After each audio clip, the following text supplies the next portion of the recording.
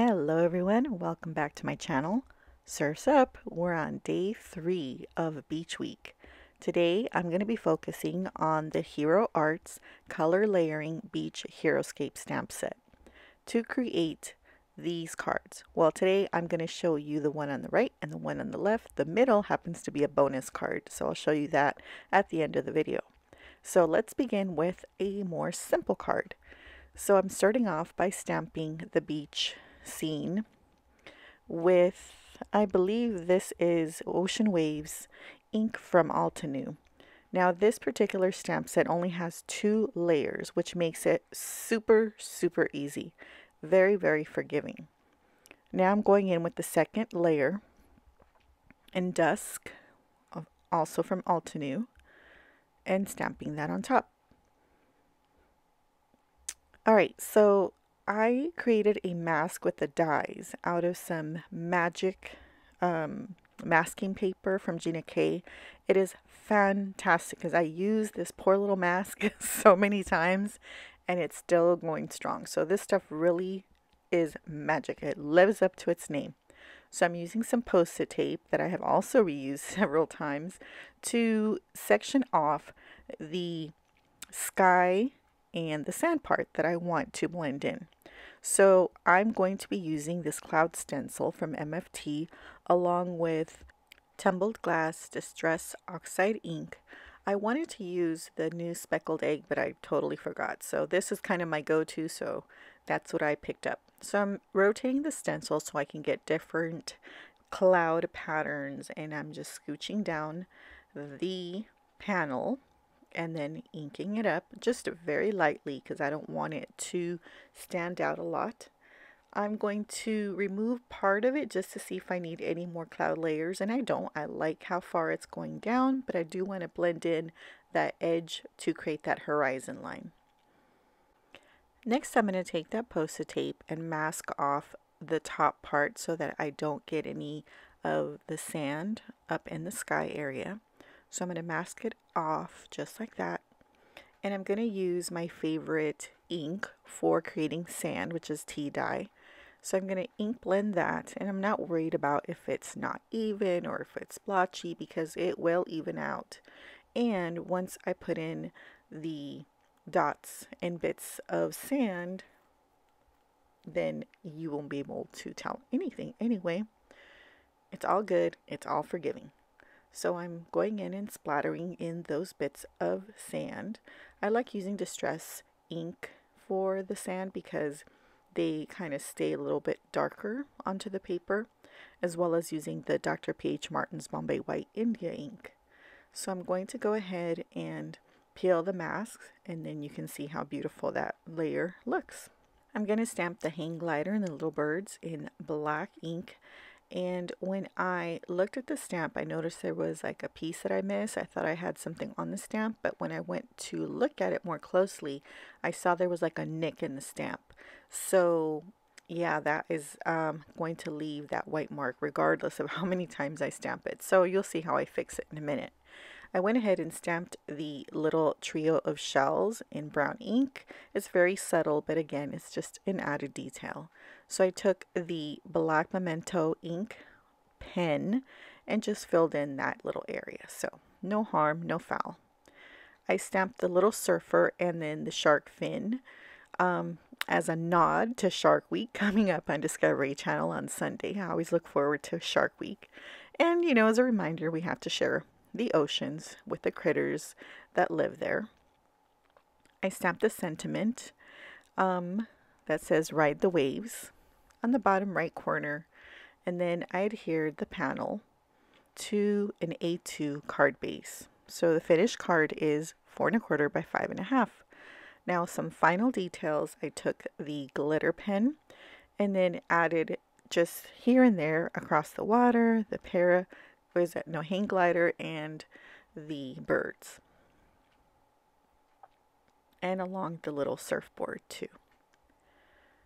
Next, I took some stickles and went along the shoreline and added that all over to give the card or the water more sparkle and shine. And it looks so pretty. And I think it's these details that really make a one layer card really pop. So pretty. Alright, so to add a couple more details, I went ahead and stamped and die cut those two rocks and added a few more birds, and that is it for this card. Simple, simple. Let's step it up with a window feature. So I die cut the window out of the front of an A2 size panel. Now, I actually don't need this white one, I just needed the space. I took the brick stencil and my textured embossing paste because I wanted to try a technique that I saw Vicky on Clips and Cuts do. She is #goals, like amazing when it comes to these kind of techniques, and I have been wanting to try this. But when I went to go get my texture paste, it was like dry. So I added water and prayed that it would kind of revive, and thankfully it did. The craft gods were listening to my prayers, and thankfully it did revive. I know it doesn't always happen, but it did this time for me, thankfully. So I just spread the paste just here and there, just random. I just wanted to make sure I had an even coverage of wherever I decided to put it. And then I went ahead and used some pumice stone distress ink and spritz it with some water, and then just went through and added some color to those bricks. And this made all the difference in having those bricks pop. I mean, oh my goodness, I loved the way this came out and the way this looks. Vicky, you're like next level amazing. So if you've never done this, you must try this because it looks so amazing. So I am cutting an acetate little square to put on my window. I'm adding some score tape to secure that to the card. So I'm putting it all around the window. And then I'm going to remove the liner. I'm going to attach that acetate. Okay, and then that's how the window is going to fit in there. Okay, so I have die cut some curtain panels that came from another set. I will list everything I use below out of vellum, just so that you have these sheer curtains that you can see when you look through the window. So once I figured out where I wanted them, then I went ahead and used some more score tape to hold them onto the acetate.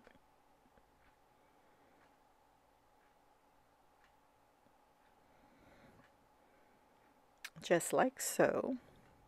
And I think that adds another level to these windows. And I like how that is coming along.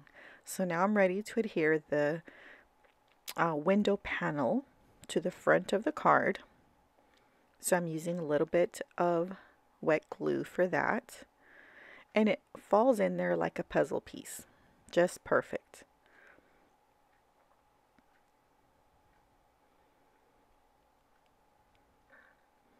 So I'm going to open the windows just a little bit to give it dimension. I created a little window box. And this is from the little window box die that came in the Lawn Fawn set. I just did some partial die cutting to extend it and make it a little bit longer. And instead of flowers, I stamped and die cut some shells. I saw this in a house when I went to the beach, not anytime recently, but maybe it was about maybe a year ago. And they had, instead of flowers, they had shells, and it actually looks really, really neat and very appropriate given that it was a beach house. So this is how I am kind of making the inside look nice and neat like the front. So I die cut the same window panel to make that aperture, and then I'm adding another window frame, and see how it absolutely looks just as finished on the inside. And I'm using my paperweight to make sure that everything is pressed down nice and neat. So now I am stamping the beach scene again with the same inks. So first layer, then the second layer. Like I said, super easy layering. This is one of those that you cannot mess up. Not even me. So I'm masking this off again. And then you've seen me do this already, so I'm going to go fly through this part. So I'm using that tea dye Distress Oxide to create that sandy part of the beach. And again, I will splatter the little sand parts with those same 3 inks as I did before. And when I remove the mask, then you can see that part so far. So I'm going to go ahead and mask off the bottom part, and this time instead of clouds I'm going to make like a sunset. And so you can see where that light is hitting my paper, so that's like light from the window. And see if you notice when I realize, hey, there's like a big light in the middle of your paper. So I'm just going to go ahead and ink blend and try, oh, there it is. That's where I realized I have a big streak of light coming in. So I just arranged my window a little bit. So I'm using wild honey, ripe persimmon, and candied apple to create that sunset look. And I'm just going back and forth with these inks just to try to get a nice blend to create that sunset look.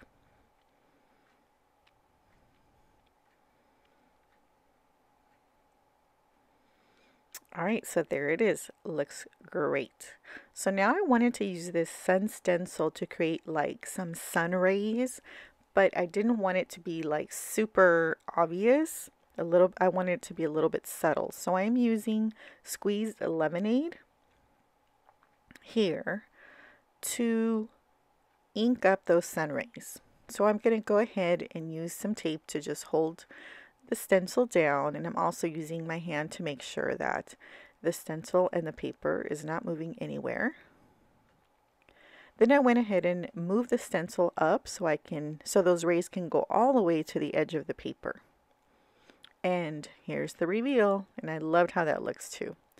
I stamped the little birdies in the sky, and then I'm taking my Versamark pen because what am I gonna do with it? What am I gonna do with it?